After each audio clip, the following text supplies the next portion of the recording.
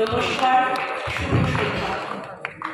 নৃত্যবিতানের পক্ষ থেকে সমবেত সকল দর্শকবৃন্দকে উপস্থিতির জন্য অসংখ্য ধন্যবাদ জানিয়ে শুরু করছি আমাদের অনুষ্ঠান।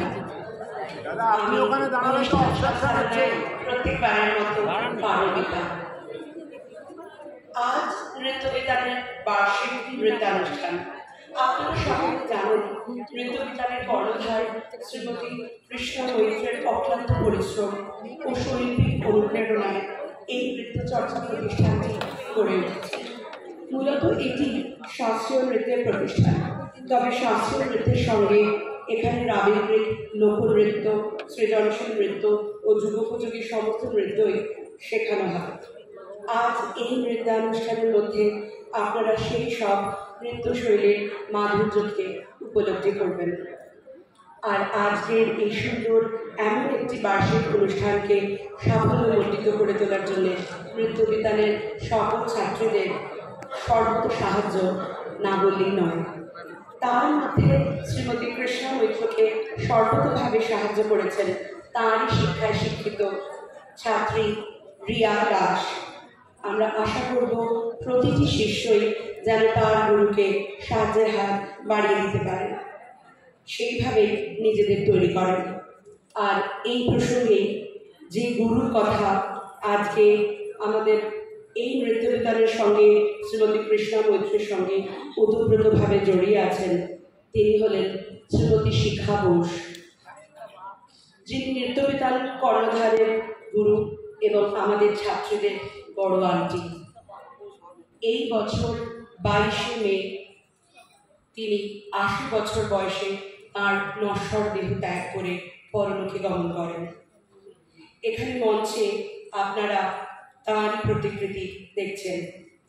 আমরা আজকে তাঁকে প্রথমে একটু স্মরণ করে আজকের অনুষ্ঠান শুরু করব।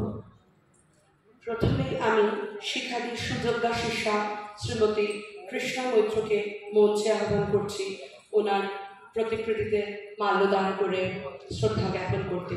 ওনাকে সাহায্য করবে এই শিক্ষা প্রতিষ্ঠানের ছাত্রী রিয়া দাস। রিয়া, তুমি এগিয়ে এসো। রিয়া এবং শ্রীমতী কৃষ্ণা মৈত্র দুজনেই বড় আন্টির প্রতি শ্রদ্ধা জ্ঞাপন করবেন।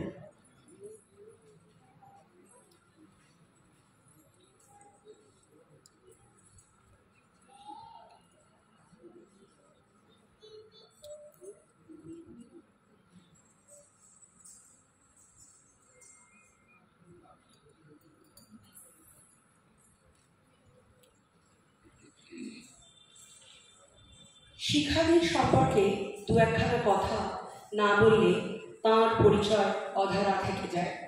প্রথিত যশা শিখাদি অসামান্য প্রতিভার অধিকারী ছিলেন। শিল্প জগতে প্রায় সব ক্ষেত্রেই তাঁর ছিল অবাধ বিচরণ। আজ যে নৃত্যবিতান প্রতিষ্ঠিত হয়েছে তাতে তাঁর অবদান বলাই বাহুল্য। আজ ওর অনুপস্থিতিতে আমরা শোকস্তব্ধ হয়েও তাঁরই পথে নৃত্যানুষ্ঠান নিবেদন করব। আশা রাখি ওর আত্মা আমাদের এই অর্ঘ্য গ্রহণ করবেন। পরিশেষে ওর বিদেহী আত্মার শান্তি কামনা করি এবং ওকে স্মরণ করে 1 মিনিট নীরবতা আমরা পালন করব।